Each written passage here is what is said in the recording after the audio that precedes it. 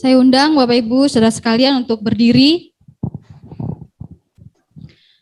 Pertolongan kepada kita adalah dari Tuhan pencipta langit dan bumi dengan segala isinya. Damai sejahtera Allah dalam Tuhan Yesus turun atas kita sekalian. Amin. Kita akan bersukacita memuji Tuhan, sebab Tuhan baik, bahwasanya untuk selama-lamanya kasih setianya. Mari masuk gerbangnya dengan hati bersyukur.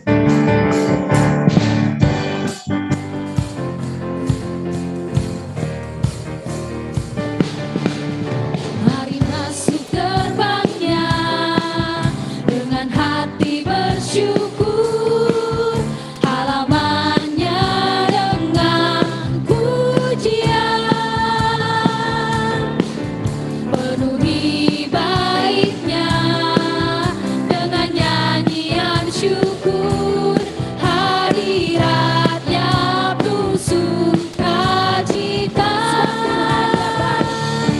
Sebab Tuhan Dia baik dan anugerahnya kekal selama-lamanya. Amin. Sebab Tuhan Dia baik dan anugerahnya kekal selama-lamanya. Amin.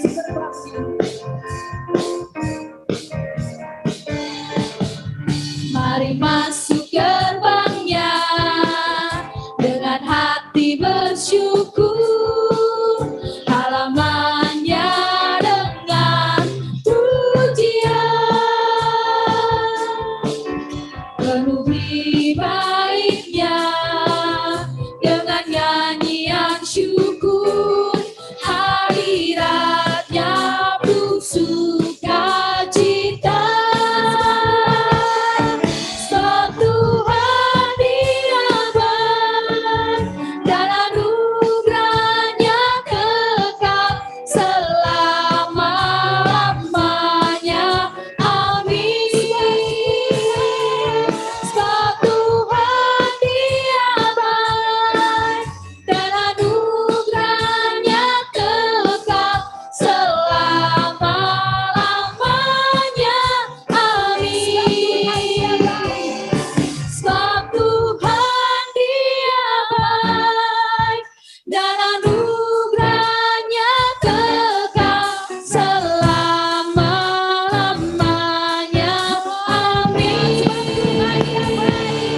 Sebab Tuhan Dia baik dan anugerahnya kekal selama-lamanya. Amin. Sebab Tuhan Dia baik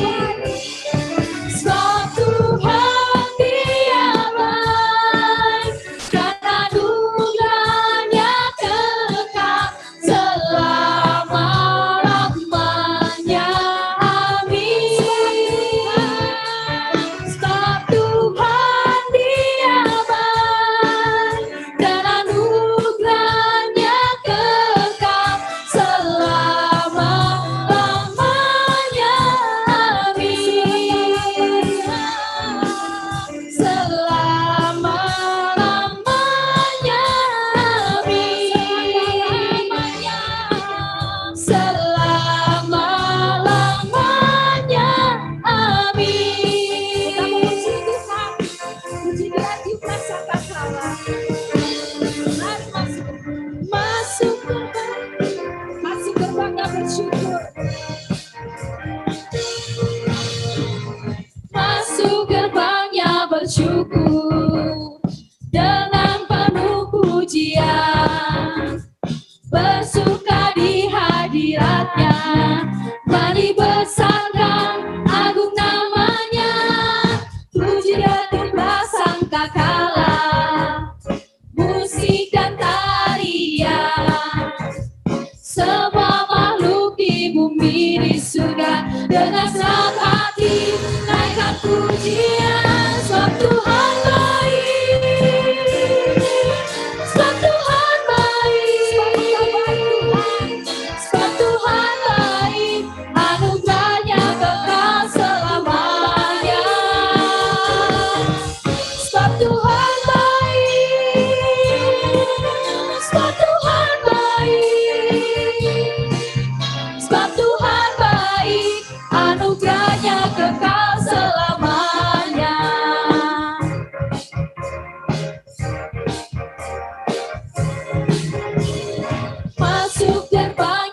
bersyukur dengan penuh pujian, bersuka di hadiratnya, nyanyi besarkan agung namanya, puji dia tuhan sangkakala, musik dan tarian, semua makhluk di bumi di surga dengan senang hati naikkan pujian, sebab Tuhan baik, sebab Tuhan baik, sebab Tuhan baik, anugerahnya kekal selamanya, sebab Tuhan baik, sebab Tuhan baik, sebab Tuhan baik, anugerahnya kekal selamanya, sebab Tuhan baik, sebab Tuhan baik, sebab Engkau baik Yesus, sebab Tuhan baik, anugerahnya kekal selamanya, sebab Tuhan baik, sebab Tuhan baik, sebab Tuhan baik, anugerahnya kekal selamanya, sebab Tuhan baik, anugerahnya kekal selamanya, sebab Tuhan baik, anugerahnya kekal selamanya.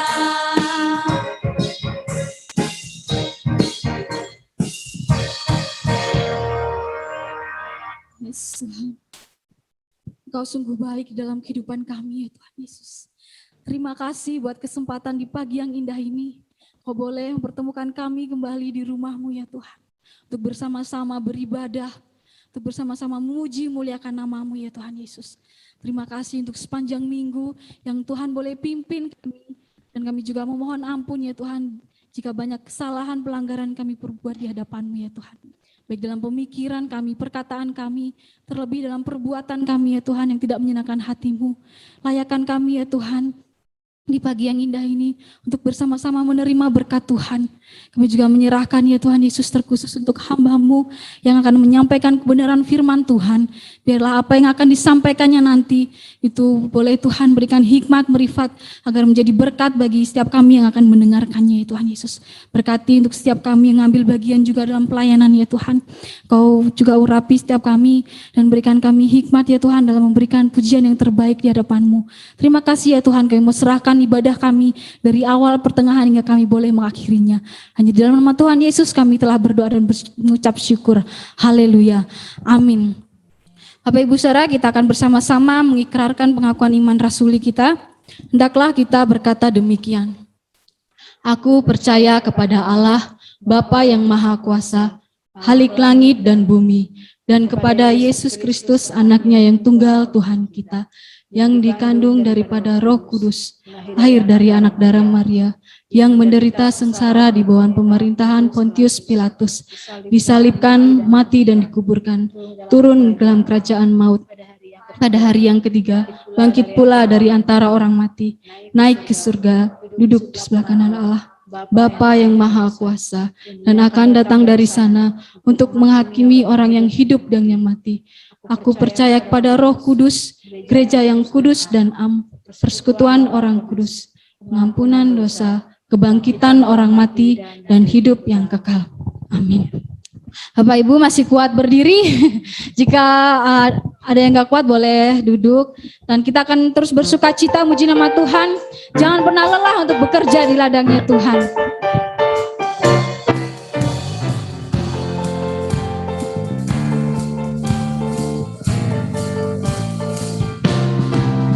Jangan lelah bekerja di ladangnya Tuhan. Roh Kudus yang beri kekuatan, yang mengajar dan menopang. Tiada lelah bekerja bersama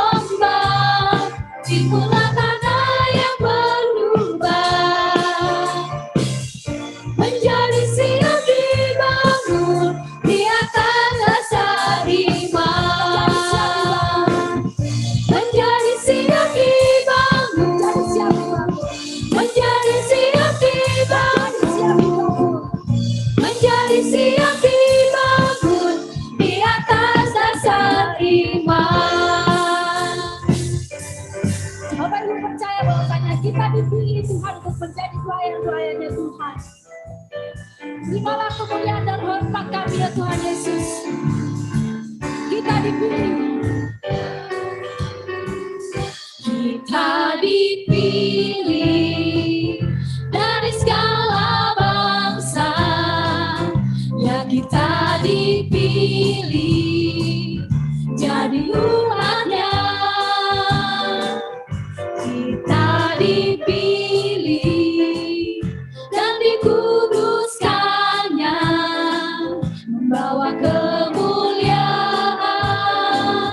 hanya bagi Dia.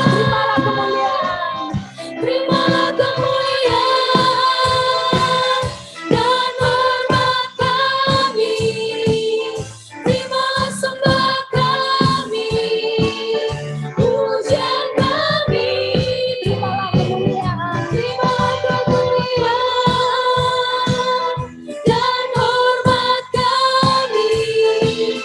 Terimalah sembah dan pujian kami. Kita dipilih dari segala bangsa. Kita dipilih jadi umatnya. Saya dipilih dan dikuduskannya, membawa kemuliaan hanya bagi Dia. Terimalah kemuliaan dan hormat kami. Terimalah sembah kami, pujian kami. Terimalah kemuliaan dan hormat kami. Terimalah sembah dan pujian kami. Oh, terimalah kemuliaan. Terimalah kemuliaan dan hormat kami. Terimalah sembah kami, pujian kami. Terimalah kemuliaan dan hormat kami. Terimalah sembah dan pujian kami. Terimalah kemuliaan. Terimalah kemuliaan dan hormat kami.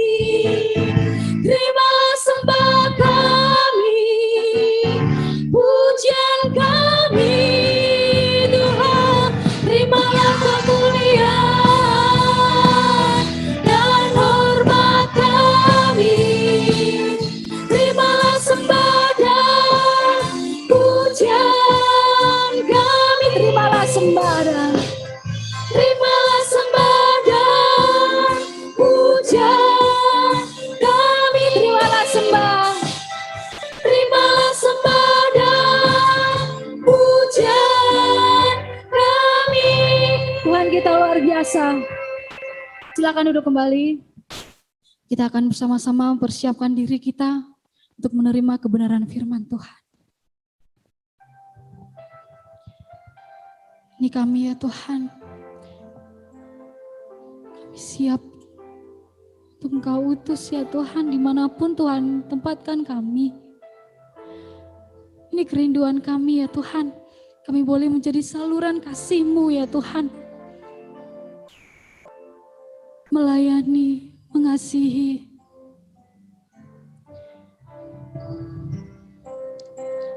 Yes, Tuhan Yesus.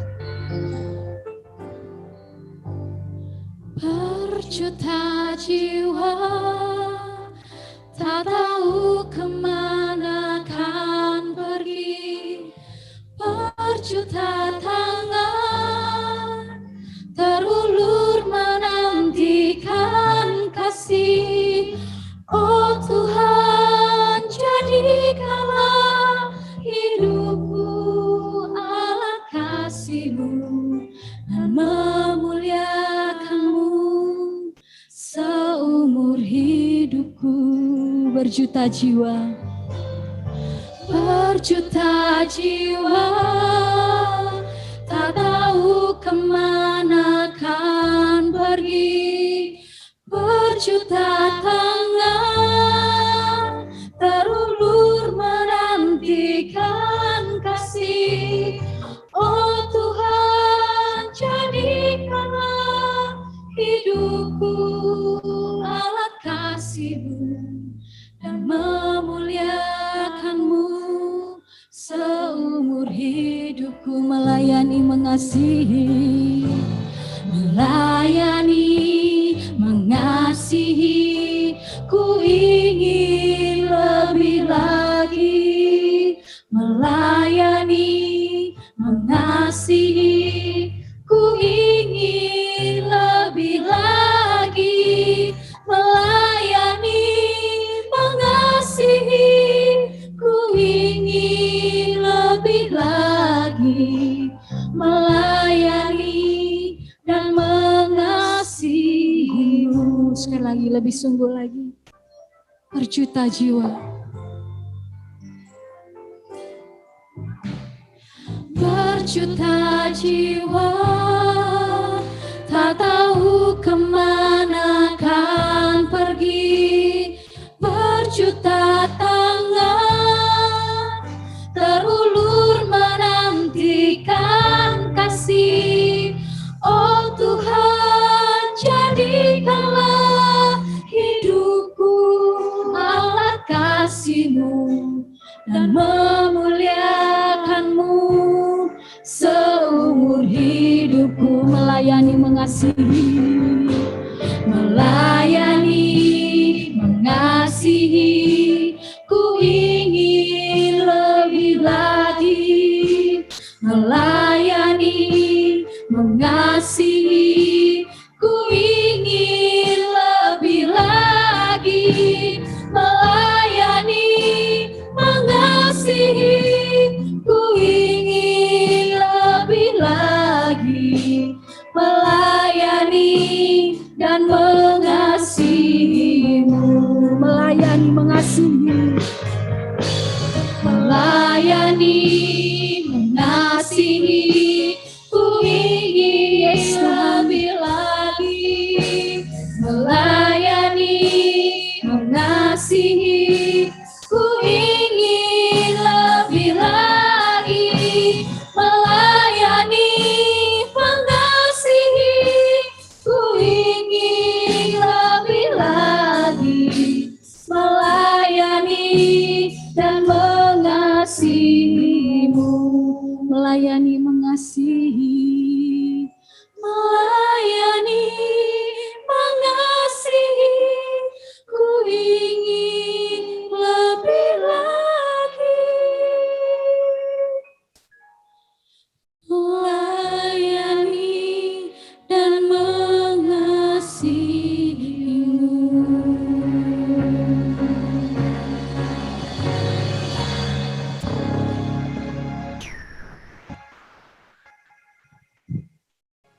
Melayani, mengasihi, biarlah itu menjadi satu kerinduan kami. Sungguh Tuhan, kami bersyukur karena Engkau yang terlebih dahulu mengasihi kami. Dan Engkau yang terlebih dahulu melayani kami, mencukupkan kami dengan segala kebutuhan, dengan segala berkat dan anugerah yang sudah Tuhan berikan. Karena itu Tuhan, ajar kami juga untuk lebih lagi dan lebih lagi melayani dan mengasihi Tuhan dengan sesungguhnya.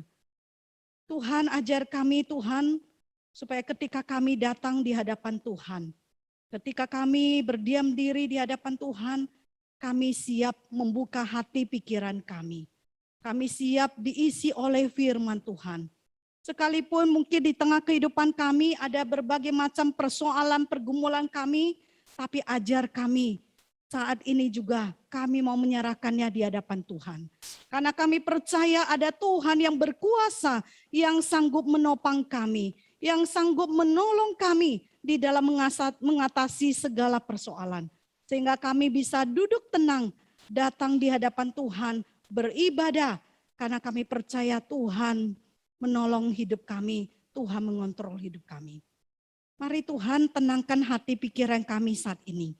Sehingga firman Tuhan yang disampaikan sungguh menjadi satu saluran berkat buat kami. Sungguh mengingatkan kami apa yang harus kami lakukan dalam kehidupan kami. Sehingga kami bisa memuliakan Tuhan. Tuhan juga pakai hamba-Mu yang tidak sempurna.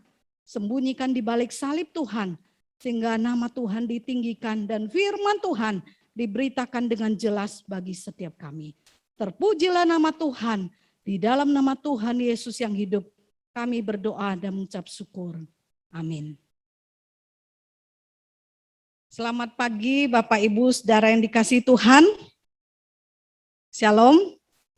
Ya, kita bersyukur untuk anugerah Tuhan. Sekali lagi Tuhan terus memberikan kita kesempatan buat kita untuk bersama-sama beribadah di hadapan Tuhan. Baik yang kita yang bisa hadir di gereja maupun saudara-saudara yang masih mengikuti ibadah lewat Zoom ya. Kita bersyukur kalau ada kesempatan yang Tuhan berikan. Nah, Bapak Ibu Saudara, hari ini kita akan mendengar satu tema yaitu tentang tidak mungkin untuk diam ya. Tidak mungkin untuk diam. Apa itu ya? Nah, Saudara, pertama saya mau tanyakan kalau Saudara melihat satu iklan, wah, ada promosi yang dipampang di depan mall ya, di depan mall atau supermarket ya, misalnya suatu kali di Giant ya, di situ Giant ada diskon besar-besaran. Saudara kalau baca, kalau lihat ada promosi seperti itu, Saudara bagaimana respon kita? Yang ibu-ibu gimana? Senang atau enggak? Atau bapak-bapaknya senang? Rata-rata kalau ibu-ibu pasti rasanya, wah senang nih, wah ini ada diskon besar nih. Pulang ke rumah langsung cerita ya, papa di situ ada lagi diskon besar, mumpung lagi diskon, ayo kita pergi ya. Kalau bapak-bapaknya apakah diam-diam aja atau mulai juga tergerak ya, tertarik, wah ada apa nih, ada diskon. Coba datangin ya. Dan ibu-ibu apakah cukup puas? Kasih tahu suami aja atau kadang-kadang apalagi di zaman sekarang ya, lewat medsos yang begitu gampang. Nah, Saudara, saya ingat teman saya di Jambi aja waktu itu ketika ada promo dia malah infoin saya, ini loh lagi di Hypermart itu lagi diskon. Wah. Terus kasih tahu di grup di teman-temannya, ayo nih lagi diskon besar ya. Jadi langsung memberitahu teman-teman yang lain. Nah, Saudara, apakah cuma satu orang yang demikian? Saya yakin tidak demikian ya. Begitu banyak orang pasti tertarik ketika ada diskon itu. Mereka tidak mungkin untuk diam, ada diskon nih, nggak mungkin ya. Pasti cerita ke yang lain. Akhirnya gimana? Tidak heran kita akan melihat dalam waktu sekejap. Tidak usah tunggu lama-lama. Pasti tempat itu ya seperti di Giant. Ketika ada diskon besar langsung berapa banyak orang datang berkerumun ya. Sekalipun harus jaga jarak tapi mumpung ada diskon besar pasti mereka datang. Nah, Saudara, kenapa bisa begitu cepat? Karena orang merasa wah ini berita baik nih, ini berita bagus, ayo kasih tahu teman yang lain. Gak mungkin mereka diam sendiri, udah saya gak usah kasih tahu mereka. Udah pokoknya saya belanja sendiri. Enggak kan? Pasti mereka tergerak, ayo kasih tahu yang lain. Nah, Bapak Ibu Saudara, kalau untuk berita baik seperti itu kita tidak mungkin diam. Lalu bagaimana ketika kita tahu ada teman, ada sanak famili kita, keluarga yang di tengah-tengah apalagi situasi saat ini, di tengah pandemi, mereka dalam keadaan terpapar sakit, ketakutan, kekhawatiran, mereka juga tidak tahu bagaimana masa depan mereka. Mereka merasa punya kepastian hidup. Ada yang merasa takut, wah apalagi lihat kenyataan berapa akhirnya harus tinggalkan dunia ini karena terpapar dan karena meninggal. Saudara, berapa orang yang akhirnya mengalami ketakutan, kekhawatiran seperti itu? Lalu, Saudara, bagaimana respon kita?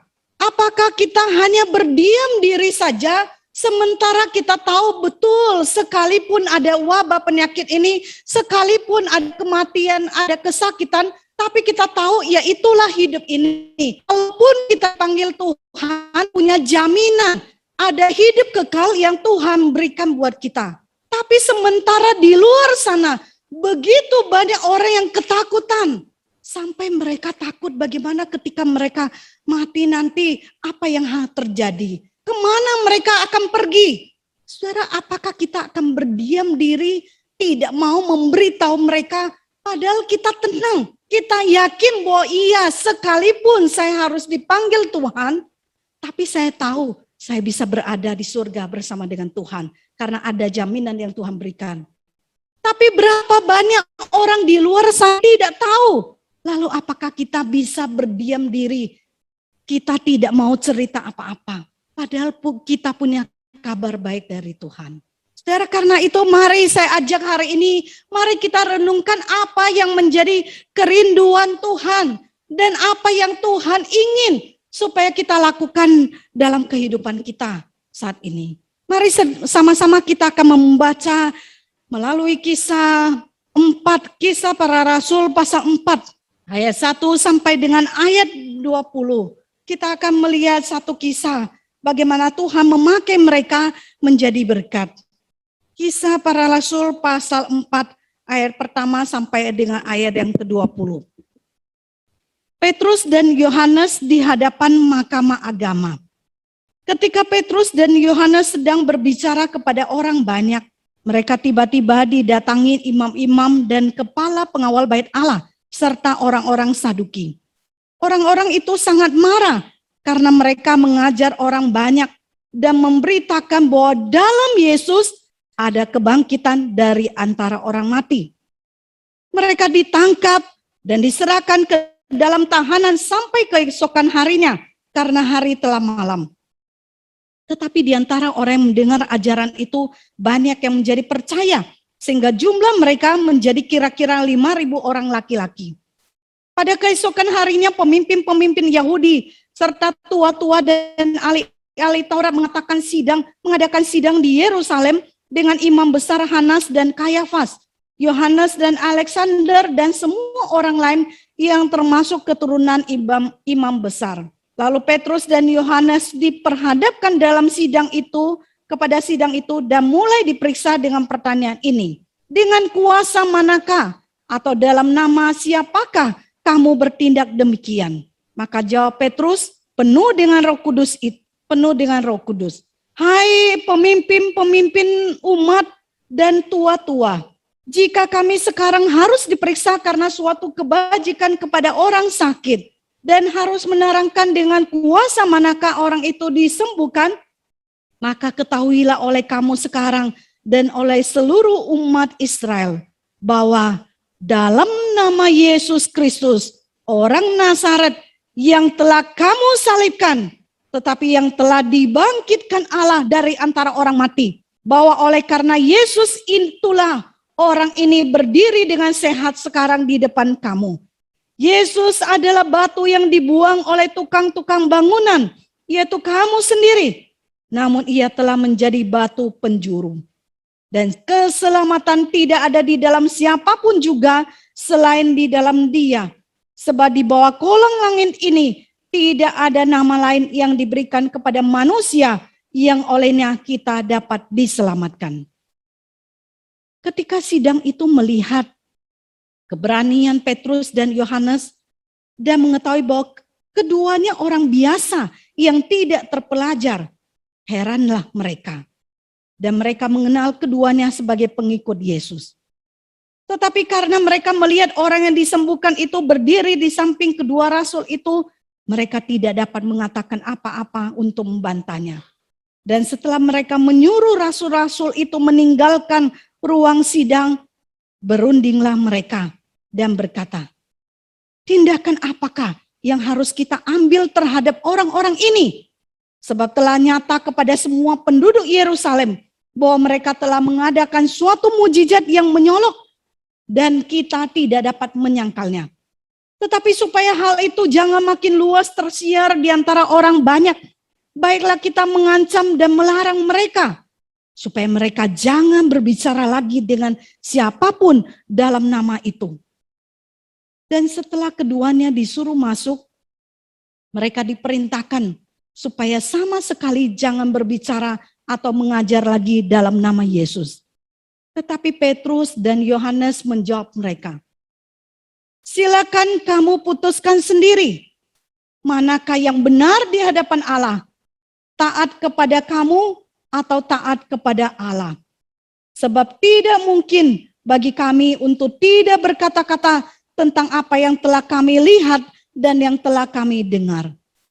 Mereka makin keras mengancam rasul-rasul itu, tetapi akhirnya melepaskan juga, sebab sidang tidak melihat jalan untuk menghukum mereka, karena takut akan orang banyak yang memuliakan nama Allah berhubung dengan apa yang telah terjadi. Sebab orang yang telah disembuhkan oleh mujizat itu sudah lebih dari 40 tahun umurnya. Bapak Ibu Saudara yang dikasihi Tuhan, kisah ini bermula ketika suatu kali Petrus dan Yohanes pergi ke bait Allah dan berjumpa dengan seorang yang lumpuh selama 40 tahun. Lalu Petrus Yohanes menawarkan bahwa di dalam nama Yesus engkau disembuhkan. Sehingga mujizat pun terjadi. Saudara, ketika mujizat terjadi, orang-orang merasa heran. Wah, kok bisa ada mujizat lagi? Selama ini mereka tahunya dulu Yesus pernah melakukan mujizat. Tapi setelah itu mereka berpikir, wah sudah cerita tentang Yesus cukup ditutup. Karena tidak ada lagi apa-apa. Tapi justru saat ini mereka bisa melihat ternyata murid-murid Yesus, Petrus, Yohanes bisa menyembuhkan sampai seorang yang lumpuh dari awal 40 tahun. Berarti pasti kedokteran sudah merasa tidak mungkin. Tapi bagi Tuhan mungkin. Sehingga mereka bisa menyembuhkan. Saudara, banyak orang yang terheran-heran dan banyak juga yang akhirnya percaya. Saudara, ketika akhirnya orang-orang yang tidak senang bertanya, imam-imam kepala bertanya, kenapa kamu bisa menyembuhkan? Dengan kuasa apa kamu menyembuhkan? Saudara, Petrus, kalau dulu dia begitu takut ditanya saja sebagai kamu pengikut Yesus, wah dia sudah ketakutan. Tapi saat ini ketika ditanya kamu pakai kuasa apa menyembuhkan, saudara, Petrus tidak lagi takut.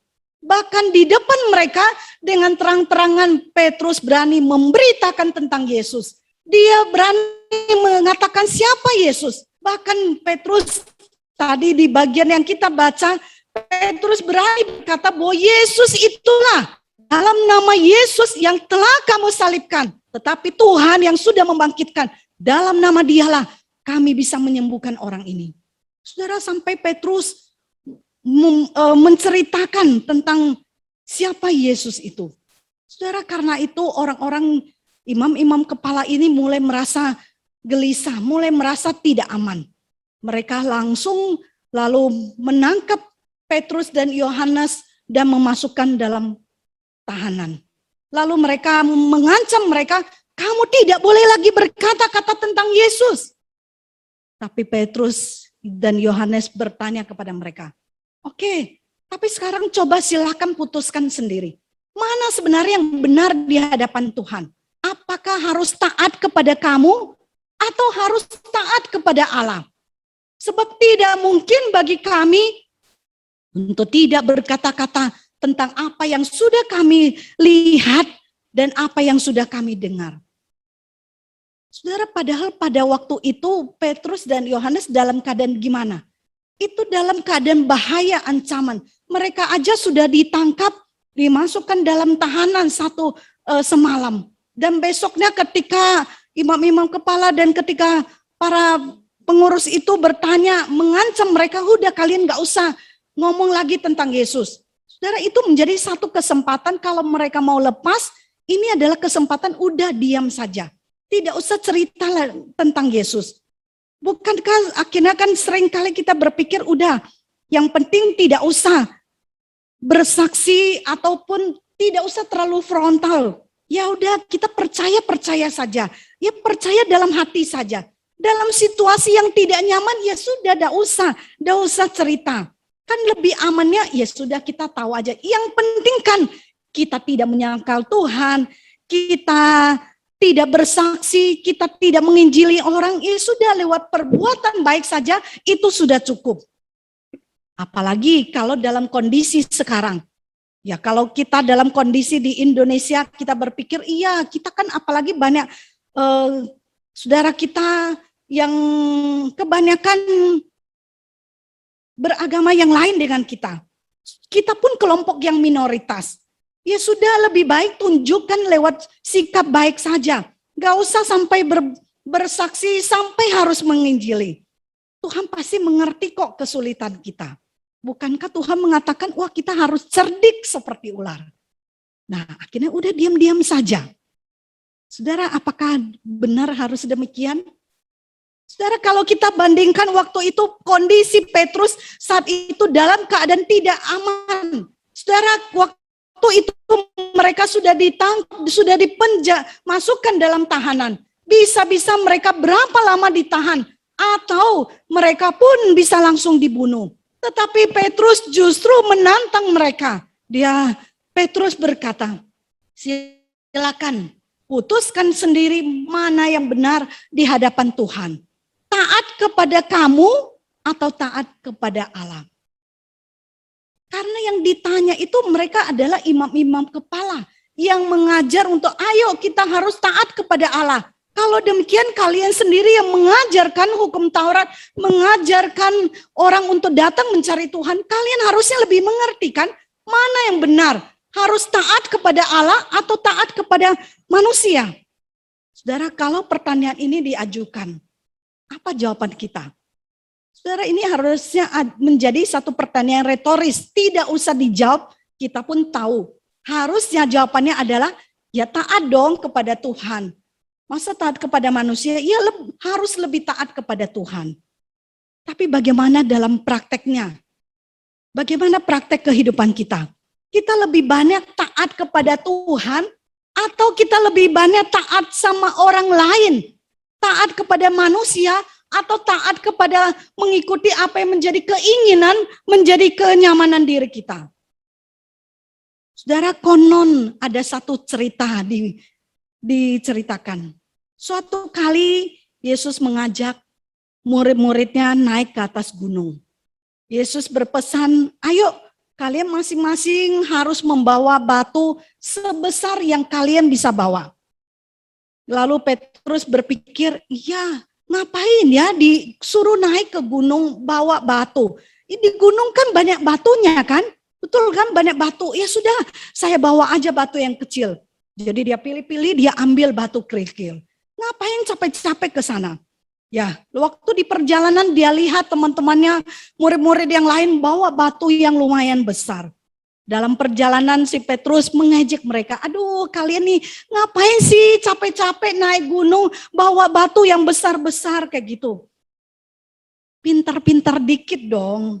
Perintah Tuhan memang harus diikutin, tapi otak kan juga harus dipakai. Ya ngapain bawa barang yang besar, ngapain bawa batu yang besar. Batu yang kecil kan cukup, yang penting kan taat. Tuhan bilang bawa batu, ya sudah bawa batu. Nah saudara, habis itu udah sampai di pegunungan, saudara, Yesus mengajar mereka, Yesus kumpulkan mereka dan bercerita dan seperti biasa mengajar mereka. Selesai setelah itu, waktu siang, Yesus mengajak mereka berdoa dan mengucap syukur untuk berkat Tuhan bagi mereka. Selesai berdoa, tiba-tiba batu yang mereka bawa itu berubah menjadi roti. Nah, saudara bisa bayangkan bagaimana roti si Petrus. Murid-murid yang lain karena bawa batu yang besar, tiba-tiba batunya itu berubah jadi roti yang besar. Bagaimana dengan si Petrus? Batu apa yang dia bawa? Batu kerikil. Sehingga dapatnya apa? Rotinya yang kecil. Petrus jadinya aduh menyesal nih. Dia lihat teman-temannya, murid-muridnya, wah bisa makan enak dengan batu yang besar, rotinya besar. Dia punya sekali telan saja, aduh sudah habis, mana bisa kenyang ya. Sekali ganjal perut aja, udah cukup. Dia nyesal, iya ya kenapa saya tidak dengerin sungguh-sungguh ya kata Yesus. Udahlah. Nah setelah itu dia pulang dengan kesal ya. Lalu satu kali Yesus mengajak mereka lagi, ayo kita pergi kali ini ke tepi danau. Dan kalian bisa membawa beberapa batu kecil. Semua murid mulai menaati perintah Tuhan mencari-cari batu. Bagaimana dengan si Petrus? Dia juga, ayo saya tidak mau salah. Ya sudah cari. Tapi batu apa yang dibawa? Batu yang besar. Karena dia pikir, wah saya tidak mau kecolongan lagi. Kemarin itu saya salah. Saya bawa batu yang kecil. Sekarang ini mendingan saya bawa batu yang besar. Biarin ini murid-murid lain, teman-teman lain pakai bawa batu yang kecil. Awas ya, nanti kalau lapar, kalau kurang jangan minta ya sama saya. Dia bawa batu yang besar ya, jalan. Dia tidak mau lagi kecolongan. Dia maunya, wah kalau diubah batu jadi roti. Wah punyaku besar. Kalian nih ngapain lah bawa batu yang kecil. Nah saudara, sampai di tepi danau Yesus pun mengajar. Dan kali ini Yesus mengajar tentang iman. Semakin besar imanmu, semakin besar pula janji dan berkat yang akan Tuhan berikan. Lalu selesai mengajar, Yesus meminta mereka untuk melempar batu ke danau itu sejauh yang mereka lemparkan. Semakin jauh kamu melempar batu itu, semakin besar berkat yang akan kamu dapatkan. Yaitu batu yang kamu lemparkan jauh akan berubah menjadi ikan. Nah, jadi teman-temannya mulai lempar, batunya kan kecil-kecil. Wah, lempar, ada yang 10 meter, ada yang 20, ada yang 40, ada yang sampai 50 meter. Bagaimana dengan Petrus? Batunya gimana?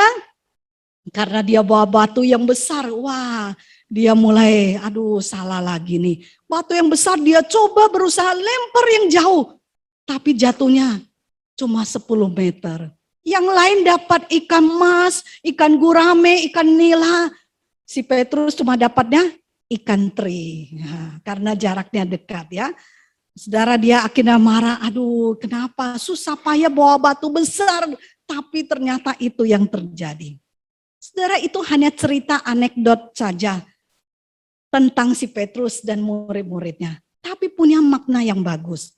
Saudara, dalam cerita itu kita lihat bagaimana Petrus dalam hal ketaatan. Dia taat, betul taat, tapi dia kompromi. Dia taatnya, ya taat kalau untuk hal yang enak, ya saya mau. Kalau sesuatu yang menguntungkan saya, ya saya mau taat.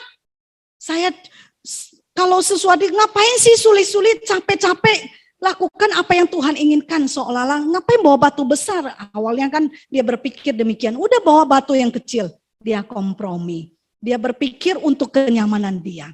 Saudara, ini hanya ceritanya ya, padahal dalam kenyataan betul. Pada waktu awal ketika Yesus ditangkap, benar dia mencari kenyamanan diri, dia tidak berani mengaku Yesus. Tapi Petrus, setelah dia percaya Tuhan, setelah Yesus sudah bangkit, dia berani mempertaruhkan diri dia. Dia berani memilih sekalipun tidak nyaman, dia tetap percaya Tuhan. Tapi ini cuma cerita anekdot. Tapi ini menyatakan siapa diri kita. Saudara, bagaimana dalam kehidupan kita? Apakah kita berkata bahwa benar Tuhan, saya itu taat kok sama Tuhan, saya taat kok sama Tuhan. Tapi pertanyaannya adalah apakah kita taat sepenuhnya pada Tuhan atau kita hanya pilih-pilih untuk taat? Kalau taatnya itu bisa menguntungkan saya, bisa mendatangkan berkat buat saya, ya saya mau taat. Tapi kalau taatnya itu yang susah-susah, yang membebani saya, ya maaf ya Tuhan, saya nggak bisa. Kalau bos bilang hari Minggu harus datang ke gereja ya, kita bilang iya siap bos. Iya dong, saya harus ikuti, saya harus taat. Kalau enggak, nanti saya dipecat. Tapi kalau hari Minggu saya tidak ibadah, nggak apa-apa dong Tuhan. Kan nggak apa-apa, kan Tuhan nggak mungkin pecat saya cuma sekali. Akhirnya kita tidak lagi ibadah. Kalau bos bilang, kalau di bisnis mana mungkin sih kalau tidak main curang dikit, harus bisa pintar-pintar pakai otak dong. Supaya kamu bisa cuan besar, kamu harus bisa putar dikit tulisannya, angka-angkanya. Kita mau tidak mau, ya udah harus taat dong, karena kamu kan di kerjaan kita harus taat. Kita lebih pilih taat pada manusia daripada Tuhan. Padahal Tuhan katakan tidak boleh berbohong, harus jujur. Saudara, kalau dalam kehidupan kita, terus misalnya hal contoh lain, ketika hujan, wah saudara seringkali kalau pergi pagi-pagi sudah mau pergi kerja, hujan gimana? Bisakah kita berkata, udah ada usah pergi kan hujan. Enggak kan, tetap saja kita berjuang, ya sudah saya harus pergi kerja. Tapi maaf kalau hari Minggu hujan bagaimana? Wah sudahlah hujan nih, sudahlah enggak usah pergilah. Ya enggak apa-apa lah, minggu depan aja lah. Atau sakit dikit, ya sudah enggak usah lah. Wah apalagi di saat pandemi nih, wah banyak COVID nih di mana-mana. Udah saya enggak ke gereja aja, di rumah aja lebih enak Saya kan yang penting bisa ikutin. Saudara apakah demikian? Saudara katakan kepada kanan kiri kita, moga-moga di sini tidak ada ya. Saudara katakan coba ke temannya di samping kanan kiri kita. Moga-moga di sini tidak ada yang demikian. Saudara, tapi itu menjadi satu pertanyaan buat kita. Seberapa jauh sebenarnya kita itu taat? Kita lebih sering taat pada manusia, taat untuk kepentingan diri kita sendiri, atau taat kepada Tuhan? Saudara, apakah kita sungguh-sungguh lebih taat, beribadah dan tunduk, mau melakukan apa yang Tuhan inginkan? Maukah kita belajar lebih lagi untuk taat pada Tuhan daripada taat pada manusia? Saudara, lalu ada selain ketaatan, ada hal lain lagi yang bisa membuat orang lebih lagi berani melakukan sesuatu. Sama seperti ada sebuah cerita. Saudara, ada seorang bapak yang memiliki seorang anak. Lalu ketika suatu hari dia menjumpai seorang bayi yang dibuang di tengah jalan, si bapak ini adopsi anaknya. Dia rawat, dia besarkan bayi itu sampai besar.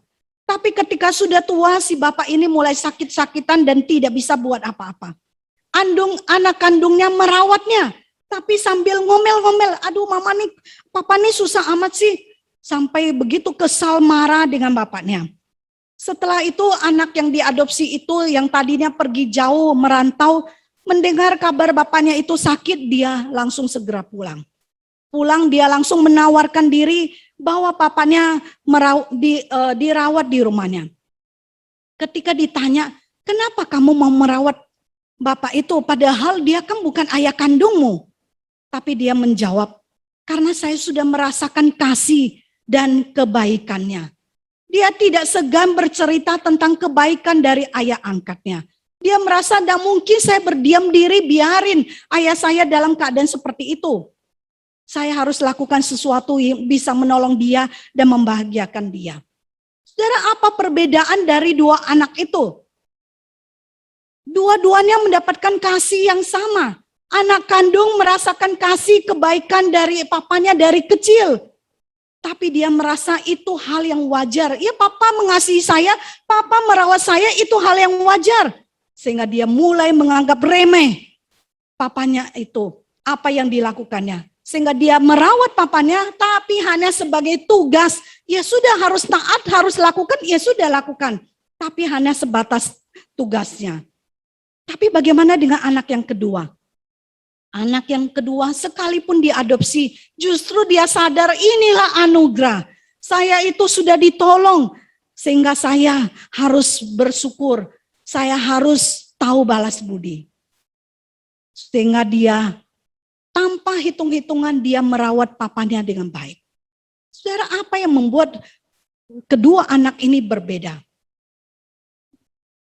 Karena anak pertama tidak sadar akan anugerah kebaikan papanya. Selama ini dia sudah dapat, tapi dia meremehkan akan apa yang sudah papanya lakukan. Sehingga sebenarnya dia tidak sungguh-sungguh taat. Dia hanya sekedar menjalankan tugas, hanya sekedar taat biasa sebagai tugas seorang anak. Tetapi dia tidak sepenuhnya. Tapi anak kedua yang diadopsi, menyadari kasih, menyadari kebaikan papanya. Sehingga dia tidak mungkin diam. Dia merasa saya harus lakukan sesuatu bagi papanya. Saudara, kita pun adalah anak-anak orang-orang yang sudah diadopsi menjadi anak-anak Tuhan. Lalu bagaimana sikap kita selama ini? Saudara, apakah kita seperti anak pertama? Karena terlalu banyak berkat anugerah yang sudah Tuhan berikan, kita merasa meremehkan kasih Tuhan. Ya sudah, wajar kok Tuhan, saya sakit nih, Tuhan sembuhkan. Tuhan, saya mau ini, Tuhan tolong. Tapi Tuhan minta sesuatu, kita ya udah ikutin aja, tapi sekedar taat. Kita tidak sungguh-sungguh ingin melakukan apa yang Tuhan inginkan. Ataukah kita mau menjadi seperti anak yang kedua, yang sadar iya betapa besarnya Tuhan, betapa besar kasihnya, anugerahnya yang bagi kita. Sehingga kita merasa saya tidak mungkin diam. Bagaimana betapa besar apa yang sudah Tuhan berikan bagi saya. Dan mana mungkin saya tidak bercerita tentang Yesus. Mana mungkin saya cuma hanya meminta dari Tuhan. Tapi saya tidak mau taat kepada apa yang menjadi perintah Tuhan. Kita berusaha untuk membalas cinta kasih Tuhan. Saudara, kita seperti anak yang pertama ataukah anak yang kedua. Jangan sampai terlalu banyak anugerah Tuhan, tapi kita meremehkan. Kita menganggap sudah sewajarnya Tuhan memberkatiku. Tapi kita tidak tahu membalas budi. Dan kita tidak tahu lagi menjadi orang yang tahu berterima kasih. Kita tidak peduli. Kita bahkan tidak berani cerita tentang Yesus, tentang kebaikannya, tentang kasihnya bagi kita. Saudara, di China ketika masa pendudukan Jepang, ada seorang wanita yang bernama Gladys Edward. Dia membawa 100 lebih anak yatim piatu dan menempuh perjalanan sejauh 100 mil selama hampir 1 bulan untuk sampai di tempat tujuan. Dia adalah misionaris dari Inggris. Dia terus berusaha di tengah-tengah kondisi sulit itu. Dia bawa anak-anak itu, dia besarkan mereka, lalu dia cerita tentang Yesus. Saudara, Gladys bersama dengan seorang misionaris lain, mereka berusaha, ayo kita gimana caranya untuk bisa mengenalkan kabar baik. Saudara, di tempat mereka tinggal, dia tahu ini adalah tempat transit. Ketika orang bepergian, mereka akan lewat tempat itu. Jadi mereka membuat satu penginapan. Mereka buat satu tempat penginapan lalu buka, silakan menginap dengan harga yang murah. Dengan makanan yang baik, mereka layani, mereka perhatikan para tamunya. Selesai mereka layani, pada malam hari mereka akan kumpulin para tamunya, ayo bercerita sambil mereka bercerita tentang seorang yang bernama Yesus. Saudara, mereka cerita tentang, wah ada seorang yang begitu baik, yang penuh kasih, yang begitu murah hati, yang begitu baik dalam kehidupan mereka. Mereka terus cerita. Para tamu karena sudah dilayani dengan baik, disajikan makanan enak, diperlakukan dengan ramah, begitu senang. Dan pulang mereka cerita lagi kepada yang lain, kami dengar loh ceritanya katanya ada tentang Yesus. Saudara, kenapa dia begitu semangat cerita tentang Yesus? Karena Gladys sudah merasakan betapa besar kasih Tuhan.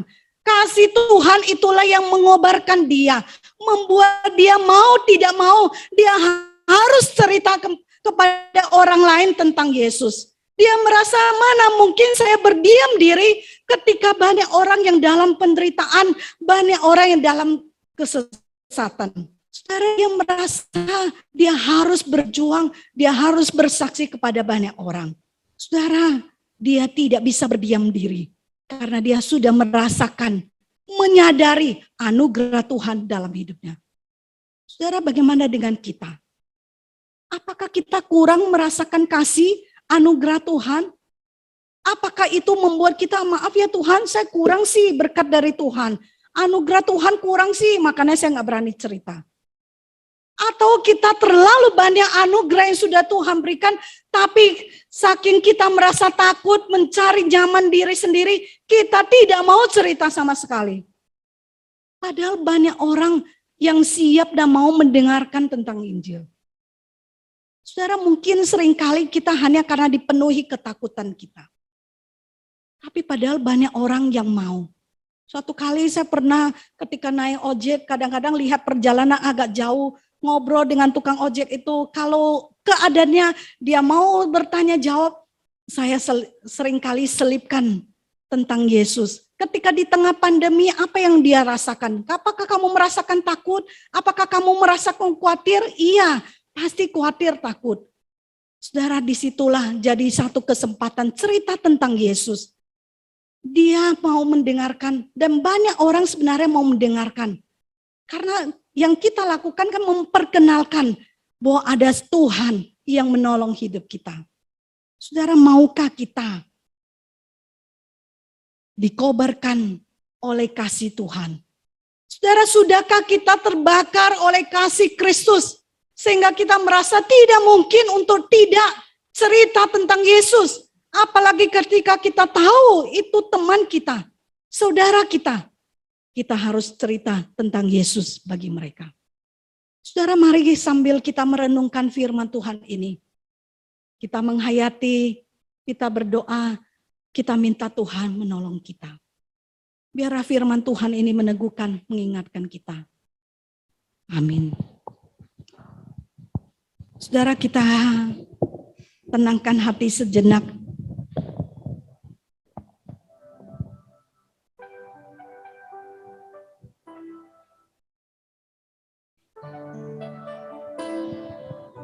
Berapa banyak orang di luar sana yang hidup dalam ketidakpastian, yang hidup dalam berjalan dalam kebinasaan. Berikan ku hati. Apakah kita punya hati seperti Tuhan? Yang penuh dengan belas. Apakah kita punya hati yang penuh belas kasihan kepada orang lain? Berikan ku mata. Ketika Tuhan melihat mereka yang hilang, hati Tuhan sedih, hati Tuhan berduka. Tuhan ingin supaya mereka diselamatkan. Masakan kita hanya berdiam diri, membiarkan mereka berjalan tanpa pengharapan?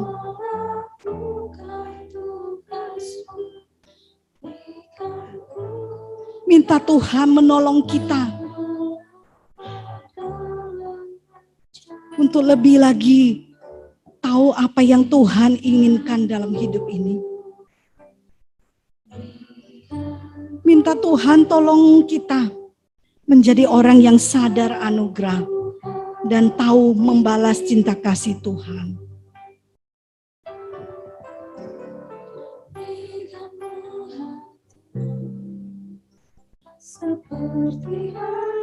Nyanyikan pujian ini jika kita merasa kita ingin sungguh-sungguh dipenuhi oleh kasih Tuhan.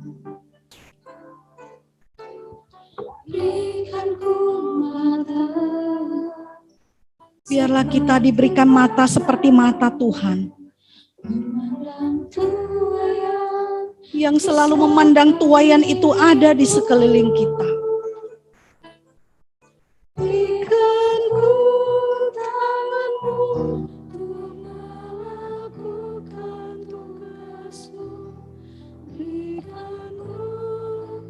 Apakah kita mau berjalan bersama dengan Tuhan di dalam rencana Tuhan?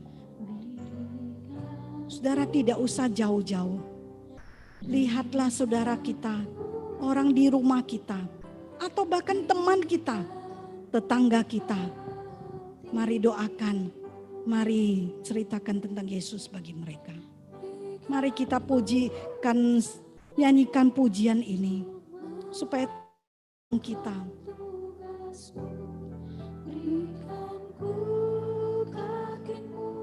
mari dengan kesungguhan kita datang di hadapan Tuhan. Kita ingin supaya Tuhan mengubah kita, menolong kita. Berapa banyak Injil, berapa banyak firman yang sudah kita dengar, tapi Tuhan ingin kita taat. Berikanku hati seperti Tuhan. Berikanku hati seperti hatimu yang penuh dengan belas kasihan.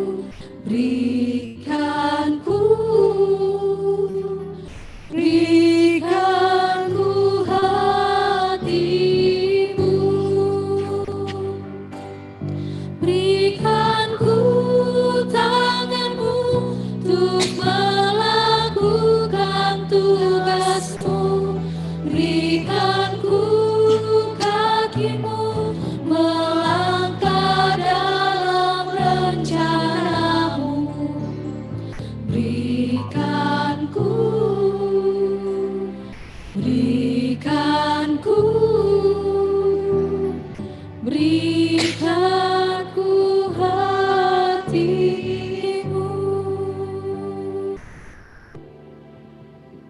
Tuhan, biarlah seperti firman-Mu kami terus belajar. Biarlah kami juga berani seperti Petrus yang lebih memilih taat kepada Tuhan daripada taat kepada manusia.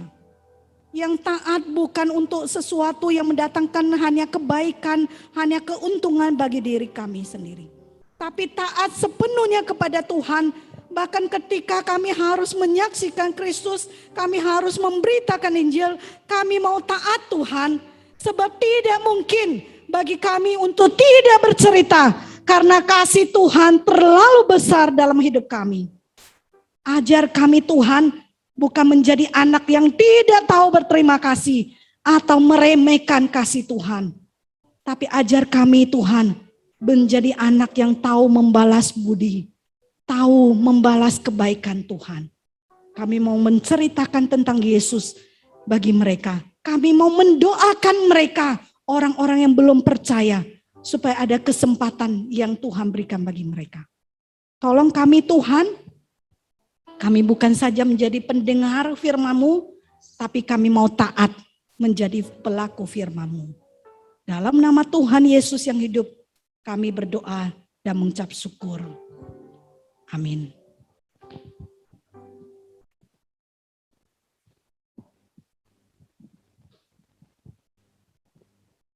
Terima kasih kepada hamba-Nya yang sudah menyampaikan kebenaran firman Tuhan. Bapak Ibu Saudara, saat ini kita akan memberikan persembahan. Kita akan memberikan persembahan secara tertib di kotak yang tersedia di sebelah kiri dan kanan dengan diiringi pujian sangat besar anugerah-Mu.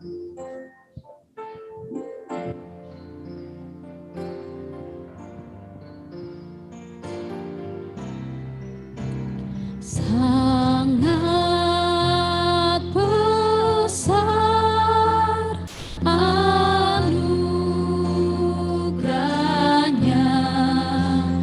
membarui hidupku. Dulu sesat, kini pulang, buta disembuhkan. Sangat besar anugerah-Nya. Sangat besar anugerahnya, membarui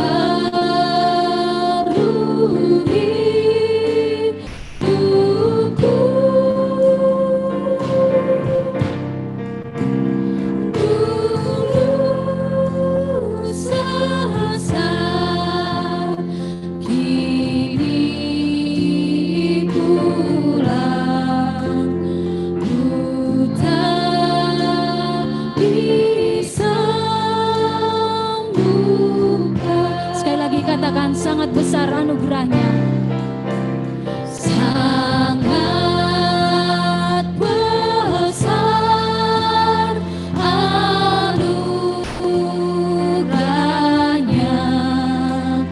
membarui hidupku. Dulu sesat, kini pulang, buta disembuhkan.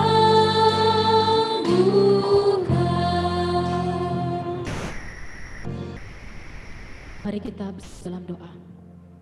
Sungguh Tuhan, kami menyadari bahwa segala apa yang kami miliki di dunia ini itu adalah anugerah dan kemurahan Tuhan yang boleh Tuhan berikan bagi kami.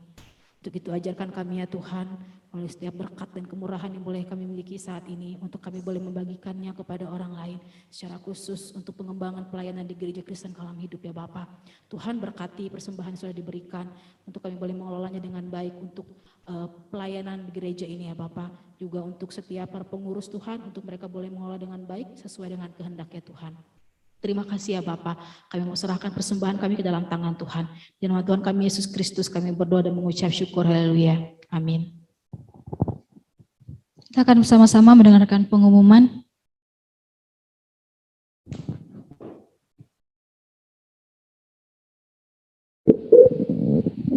Shalom, selamat pagi Bapak Ibu jemaat sekalian. Shalom ya, salam sehat bagi kita semua. Bapak Ibu dan saudara sekalian, pengumuman kita hari ini tidak banyak berubah seperti yang minggu lalu. Ibadah sepekan kita ke depan, minggu depan kita masih beribadah seperti biasa. Kita masih membuka secara onsite ya bagi Bapak Ibu yang ingin beribadah dalam gedung gereja. Dan mungkin bagi Bapak Ibu yang masih kesulitan untuk beribadah secara onsite, kami masih tetap membuka ruang Zoom meeting untuk kita boleh bersama-sama menikmati ibadah kita. Minggu depan kita sudah masuk minggu yang pertama di bulan 10, yaitu Oktober, kita akan bersama-sama merenungkan firman Tuhan tentang kedewasaan rohani kita. Baik, selanjutnya seperti biasa untuk sekolah minggu dan juga remaja, masih saya himbau bagi Bapak Ibu yang punya anak-anak dan juga remaja untuk boleh mengingatkan mereka mengikuti ibadah sekolah minggu dan juga remaja setiap hari Minggu jam 10 pagi ya. Mereka masih via online ibadahnya. Lalu Bapak Ibu dan saudara sekalian, untuk hari Rabu mendatang, yaitu tanggal 29 September jam 18, MPD kita, malam puji dan doa kita, secara khusus karena minggu keempat atau minggu terakhir, kita akan bersama-sama berdoa secara khusus untuk pelayanan misi. Jadi saya mengundang Bapak Ibu dan saudara sekalian, mari bergabung bersama dalam persekutuan doa kita, di mana Rabu ini kita akan berdoa untuk pelayanan-pelayanan misi. Kita secara khusus di minggu terakhir ya kita akan gaungkan misi pengabaran Injil. Ya sekali lagi saya mengundang jemaat sekalian untuk boleh bergabung di dalam Zoom meeting setiap Rabu ini. Lalu persekutuan sepanjang minggu depan ini di mana kita telah masuki minggu yang terakhir, maka persekutuan wanita, pria, remaja dan juga pemuda sepekan minggu ke depan ini akan melakukan persekutuan gabungan ya. Karena minggu terakhir kita persekutuannya gabungan, tidak ada komsel. Jadi kembali kami juga mengundang untuk jemaat sekalian bisa terlibat ikut juga dalam ibadah tengah minggu kita ini ya. Baik, selanjutnya diingatkan di bulan Oktober kita ada perjamuan kudus di mana pada minggu kedua tanggal 10 Oktober mendatang kita akan mengadakan perjamuan kudus. Saya mengundang kita boleh mempersiapkan diri kita, dan secara khusus bagi Bapak Ibu jemaat yang tidak bisa ikut beribadah secara onsite, seperti biasa Bapak Ibu bisa mendaftarkan diri untuk bisa disediakan anggur dan rotinya, dan Bapak Ibu bisa ambil di TU gereja pada waktunya nanti. Dan diingatkan kembali, minggu kemarin sudah diumumkan untuk persekutuan doa wanita PGGI besok, Senin 27 September jam 5 sore sampai jam 6.30 sore ya, khusus bagi kaum Hawa diundang untuk mengikuti persekutuan doa gabungan wanita PGGI.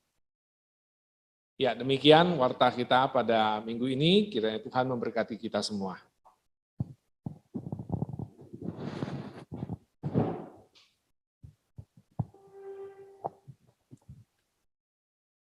Kita akan sama-sama menyanyikan pujian pengutusan kita. Saya undang Bapak Ibu Saudara untuk bersama-sama berdiri, melayani, mengasihi.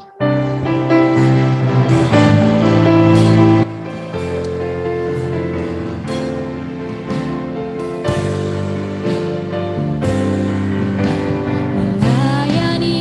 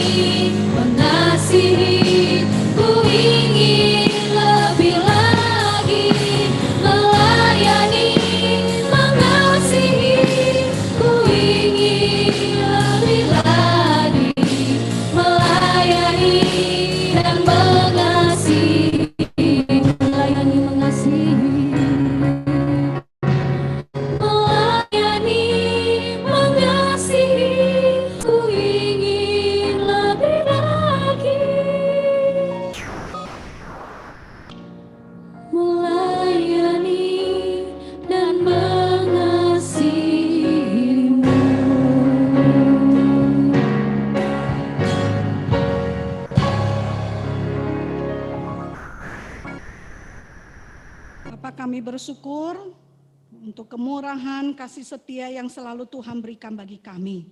Tuhan, sama-sama kami akan berdoa untuk beberapa hal ini. Kami berdoa untuk pertumbuhan rohani dari jemaat GKKH. Tuhan, ajar kami untuk bukan lagi menjadi orang-orang percaya yang memiliki iman yang kanak-kanak, yang hanya tahu meminta dari Tuhan, meminta terus dari Tuhan. Tetapi ajar kami supaya semakin dewasa, semakin mengenal Tuhan, semakin mengasihi Tuhan, dan juga menjadi seorang percaya yang mau taat kepada Tuhan, yang mau hidup bagi Tuhan. Mari Tuhan berkati, sehingga kerohanian kami juga terus dibangkitkan. Kami semakin melihat kepada Tuhan, fokus kami, hidup kami diarahkan hanya kepada Tuhan. Kami berdoa Tuhan juga berkati, sehingga ada kedewasaan rohani yang terus dibangun di tengah kehidupan kami. Kami berdoa supaya Tuhan juga bangkitkan jemaat-Mu, berani menjadi saksi Tuhan, berani memberitakan Injil Tuhan. Karena kami sudah menerima kasih Tuhan yang begitu besar, sehingga ajar kami untuk berani menceritakan tentang Yesus juga bagi orang di sekitar kami. Mungkin ada yang terdekat dengan kami, mungkin mereka adalah tetangga kami, sanak famili kami, ataupun teman kami. Biarlah Tuhan juga tolong kami, mulai dari yang hari Rabu mendatang, kami juga mau berdoa bersama. Kami mau bersama-sama mendoakan jiwa-jiwa yang terhilang, supaya ada kesempatan bagi mereka untuk diselamatkan oleh Tuhan. Kami juga berdoa Tuhan bagi bangsa Indonesia. Ketika di tengah pandemi ini, ketika COVID-19 menghancurkan, membuat banyak orang terguncang, Tuhan, kami mohon belas kasihan dari Tuhan. Ampuni kami Tuhan, manusia yang tidak sadar, karena virus yang begitu saja bisa membuat kami tidak berdaya. Seharusnya kami sadar betapa besarnya Tuhan, dan biarlah itu membuat ada pertobatan terjadi di tengah-tengah bangsa kami, khususnya di tengah-tengah bangsa kami ini Tuhan, supaya ketika dalam keadaan sakit, ketika mereka menjumpai banyak orang yang meninggal, Tuhan, banyak orang mencari Tuhan, banyak orang tahu bahwa mereka tidak bisa bergantung kepada hidup mereka sendiri, kepada pekerjaan mereka, kepada apa yang mereka dapat. Tapi justru di tengah pandemi inilah mereka melihat hanya Tuhan tempat sandaran mereka. Bahkan mereka mencari bahwa hanya Tuhanlah, sampai menemukan Yesuslah juru selamat mereka, satu-satunya penolong dalam hidup mereka. Kami mohon Tuhan, bangkitkan anak-anak Tuhan untuk berani menjadi saksi Tuhan, sehingga lebih banyak lagi pertobatan yang terjadi di tengah-tengah bangsa ini. Terima kasih Tuhan, karena kami percaya Tuhan sedang melawat bangsa kami. Tuhan akan menolong dan membuat sehingga bangsa kami ada di dalam belas kasihan dari Tuhan. COVID-19 segera berakhir dan orang-orang semakin datang di hadapan Tuhan. Berkati Tuhan untuk bangsa kami ini dan gereja kami ini. Kami berdoa mengucap syukur Tuhan dan menyerahkan setiap kami yang akan kembali ke rumah kami masing-masing. Arahkan hati pikiran kami hanya kepada Tuhan yang siap memberkati kami. Kiranya kasih karunia dari Yesus Kristus, kasih sayang dari Allah Bapa, serta pertolongan, kekuatan dari Roh Kudus memampukan kita untuk menjadi saksi Kristus mulai dari saat ini sampai Tuhan Yesus datang kedua kalinya. Amin.